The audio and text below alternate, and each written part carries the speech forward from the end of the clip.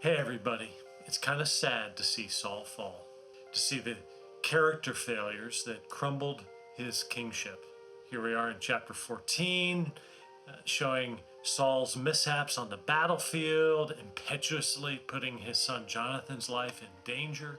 And thankfully, there the soldiers save him, and you notice that they use the same weakness that we see in Saul's character that ended up completely wrecking his kingship in chapter 15. They used his fear of their opinion to save Jonathan. And as we're going to see in chapter 15, well, that fear of his troops' opinion is a major failure in Saul's life. So we get to chapter 15, which is familiar to us because it was in the Sunday lectionary a couple weeks ago. One thing that we weren't able to touch on in the sermon there on chapter 15 is God's command to annihilate the Amalekites. There just wasn't time in the sermon, and we have time now. So this is the benefit of being part of our daily office study as we get to dig a little deeper.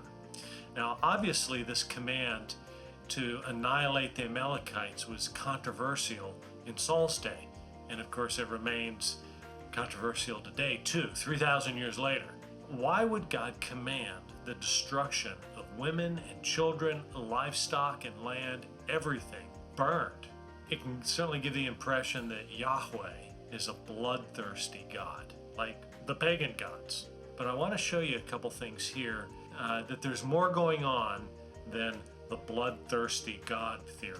Okay? And the first point is the Canaanites. Now, it's unfortunate that the Daily Office editors removed verses 4 through 6 from our reading here in chapter 15 because it's a very significant part of this chapter. And I want you to read it this week, okay? The fact that the Canaanites are given safe passage from the coming destruction on Amalekites illustrates the point that God is not bloodthirsty. The destruction of the Amalekites was a highly targeted attack designed to avoid what we now call in warfare collateral damage. Okay? The other point I want you to see is that the destruction of the Amalekites is part of what's called Haram. And we saw last fall in the book of Joshua that the Haram is a new kind of warfare in the ancient world. Normally, the armies would plunder their defeated enemy. They would cart off everything that's valuable, including the women and children, to be slaves. But when Israel conquered the Holy Land, they marched into battle as a holy people. They marched in holy procession behind the priests carrying the Ark of the Covenant, with trumpets blaring, singing psalms as they went into battle. And the idea here is that Yahweh, the divine warrior, was going to fight with them to conquer the foe. And after the battle, Israelites gathered and they worshiped Yahweh by giving him all the spoils of the battle. So God got the booty. They'd make the whole city a burnt offering, including its inhabitants, offered to God. Everything destroyed. And in the holy presence of Yahweh, that which is unclean is destroyed. So it's a principle of holiness, not bloodthirst. That holiness zone you might remember from back in the fall, excluded everything that was unclean, including the Canaanite gods and their detestable worship, the wicked culture that results from that cult, and thus Palestine, the land of Canaan, became the Holy Land. Okay? And it's important to recognize that this form of warfare was restricted to the conquest of the Holy Land. So, lest anybody think that this became the normal way of war for God's people, it didn't, except in this one instance. Why would God take Haram off the shelf a couple of 100 years after the conquest of the land and focus it on the Amalekites? Well, the Amalekites were vicious raiders, rapers and plunderers. They swooped down out of this desert south of Judah, down in the Sinai, to raid everybody, all their neighbors. They're like pirates of the desert.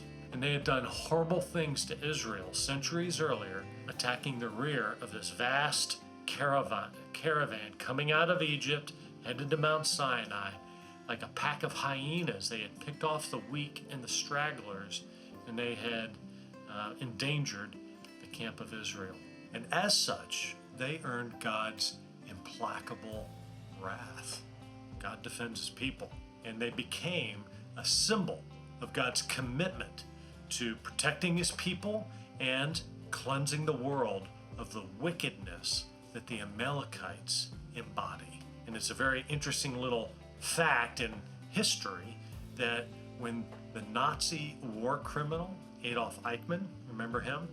When he, at his trial, appealed to the president of Israel for clemency before his execution, the president of Israel declined the plea, citing 1 Samuel 15, killing of Agag and the Amalekites. So that was Saul's job as king, one of his jobs as king. And it was a hard job because his soldiers liked the plunder. And we saw a couple of weeks ago that this fear of his men was Saul's downfall. Saul was torn with the choice: booty for the boys or obey Yahweh? Who's he more afraid of? Who does he want more to please? Obviously, God is the right answer, right? But Saul falls because he sides with the guys. And so, as we see at the end of this chapter, the kingdom will be ripped from him and given to a better man. Enter David. And we get to see him in his anointing and his exploits against Goliath, which I'm not going to say anything more about because it's been the sermon last week in this. I hope you enjoy your week, and I'll see you on Thursday.